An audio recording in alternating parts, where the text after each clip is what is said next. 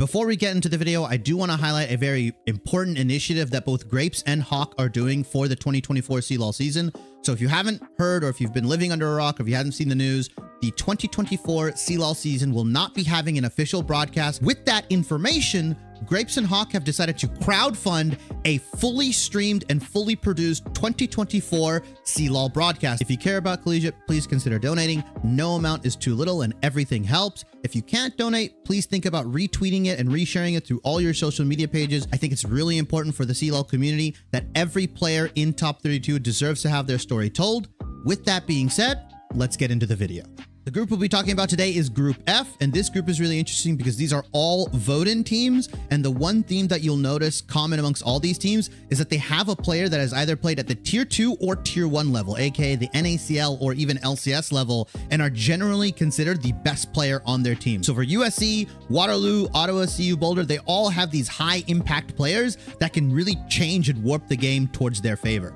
The first team we'll be talking about is USC. They compete in the CLOL West Conference. They went 7-0 in their group. They lost in the semifinals to UCSD 3-2, and then they lost to UCI 3-2 in the third place match, ending up 4th overall in the West. Their roster consists of top laner Fenrir, jungler Damon, mid laner Bird of Sand, bottom laner Levitate, and support NMH. And when I say the 1v9 player for USC is Levitate, it's clear because he's promoted into the NACL in 2023 with Team Fish Taco and has just been a consistent carry force for USC. This guy will pick Kai'Sa, Zeri, Xayah, Jinx, whatever champion you give him, as long as he can come out of laning phase and his team can come out with not that bad of a deficit, this guy will just like 1v9 the game. Another standout player or secondary carry, I will call, for USC is Bird of Sand, their mid laner. He's done a really good job deepening his champion pool this season. Hit Challenger in North America. He's got niche picks like the Swain and the Malzahar that he has played a ton of games on,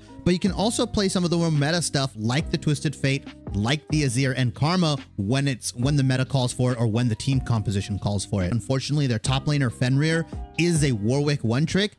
You get a guaranteed Warwick ban, but after that, he's kind of relegated to just playing tank duty, things like Scion and Ornn, and he's not the most proficient on those, but he's still a big body frontliner that can provide some sort of space for their bottom laner, for their mid laners to try to carry here. I think the overall, strategy for USC has kind of always been get Levitate in a winning position, get him an advantageous bot matchup, and just let him kind of run loose in these team fights. He's a very good player, and you'll see that these NACL players or these Tier 1 players on their teams are just the best player on their respective rosters. Second team we'll be talking about is University of Waterloo. They compete in the CLOL East Conference. They went 7-0 in their group, losing to Western in the quarters, and then losing to Boston University in the 5th place match, ending up 6th overall in the East Conference. Their roster consists of top laner Inexhaustive, jungler Onat, mid laner Plex, bottom laner Callum Coy, and support Zenden. And if there's a familiar name in there, it is Onat, who has swapped to jungle for this CLOL roster. He competed as a mid laner in the NACL 2023 tournament with Team Fish Taco. So again, another one of those X Factor 1v9 kind of players. Even in the jungle, he's still a massive threat. He can play pretty much anything, plays the tanks, plays the AP junglers, things like Diana, Talia. He can also rock the Vi and J4 pretty well. Onat's been doing a really good job getting some of the leads for his laners and putting them in positions to carry. They've got a really good Talia and Diana flex mid into the jungle. I think the other big thing about this team is that both Callum Coy and Zenden, the bottom lane for this team, can carry games, right? Zenden's champion pool mainly consists of enchanters. He can play tanks like the Maokai and the Nautilus, but his champion pool lends much better towards their playstyle. Callum Coy plays a lot of these stable late game carry kind of 80 carries. Think Zeri, Jinx, Varus, all the meta stuff right now. And the way they like to play the game is to get Callum Coy in a position to carry these games and just kind of buff him up with these enchanters, right? Onat plays a very big facilitator role as a jungler, but on the right champions can put in the carry threat. Like we mentioned, the Talia, the Diana, stuff like that. He's got a pretty big list of AP junglers that he can play since he was a former mid laner. Stability really is what's key for this team. Inexhaustive kind of has a limited champion pool here. We'll play the Aatrox, we'll play some of the more meta stuff like the Renekton, but really this team kind of centers around Onat getting stuff done early, getting kills, getting leads for his bot lane, and then allowing Callum, Koi, and Zenden to kind of carry through these team fights. Their mid laner Plex is a stable mage player, right? He can do his job, and that's kind of all Waterloo really needs, which is the most important thing, right? They like to play their style. Stability is key. So having a mid laner that can kind of just hold his own and play these like 50-50 matchups is what Waterloo's looking for. This team can come out with a win. They definitely can surprise a lot of teams. I think Onat, despite being off-rolled, is still a very impactful player, and he knows how to lead this team to victories. Third team we'll be talking about is Ottawa University. They compete in the Midwest Esports Conference, aka the MEC Conference. They went 4-3 in the regular season, and then having a round 2 playoff victory against the number 1 seeded Purdue Northwest. They ended up losing 2-0 in the winners finals to Grandview University, ended up losing 2-1 in losers finals to Purdue Northwest, ending 3rd overall in the MEC. Their roster consists of top laner Killian, jungler Prod, mid laner is either Blonde or Riversided, their bottom laner is Levi, and their support player is Plux. The strength of this team is really getting early game leads consistently. They've been able to get 1,000 to 3,000 gold leads very, very early on, very, very consistently. They struggle at closing games out, right? They can let games drag on a little too long, and unfortunately they get it to a point where it's like 50-50 or it's gone like 30 minutes and now the gold's even.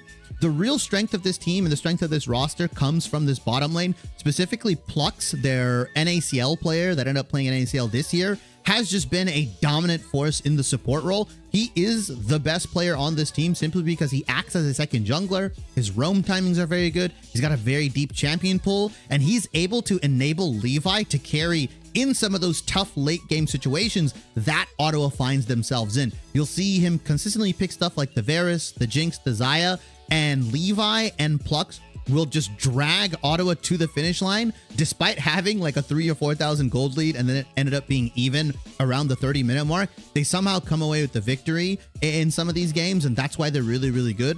I think the really big thing for them is that their engage is really dependent on either Plux pairing up with Prod if he's on an engaged jungler, or with Killian if he's playing stuff like the Kennen or the Gnar.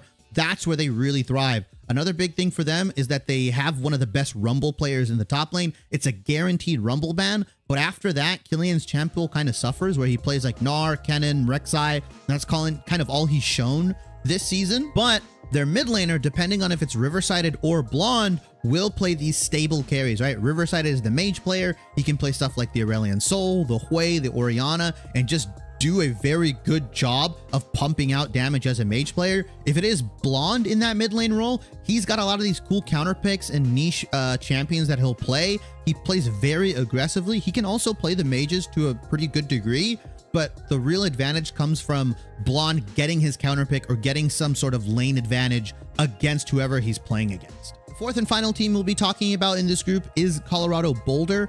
They compete in the CLOL West Division. They went 5-2 in the regular season and then lost 3-2 to USC in quarters, and then ended up winning their 5th place match via FF, ending 5th overall in the West Division. Their roster consists of top laner Revi, jungler Muffinhawker, mid laner Soligo, bottom laner One Tyler, and support Heloisia. The big focal point for this team is their mid laner Soligo, who was a former LCS player and recently competed in the NACL in 2023 and 2024. He's got very good map impact when ahead, and he can just 1v9 for this team. He's proficient on all the meta champions at this level. He's also got some niche counterpick stuff that he can bring out. Bottom lane is much better than expected for this roster. They have some cool support picks with Heloisia, and One Tyler can do his job as an AD carry if the fight is set up right for him. Top and jungle are generally relegated to playing most of the meta stuff.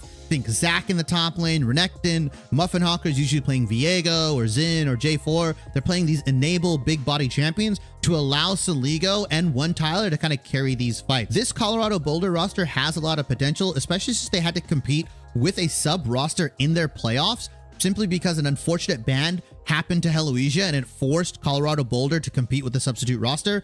Going 3-2 with USC really opened a lot of the committee's eyes, and they believe firmly that this team with full roster at full strength can compete with the best of them. And I think every single team in this group has those 1v9 players that can generally upset any of these Group C teams. Levitate for USC, right? Onat for Waterloo, Plux for Ottawa, Soligo for Colorado Boulder. These guys can put on carry performances and definitely have a good chance of upsetting any of these Group C teams. That'll do it for the Group F teams. Next video, we'll be going over all the teams in Group E. That includes Bethany, UC Irvine, Grandview University, and Boston University. See you guys in the next video.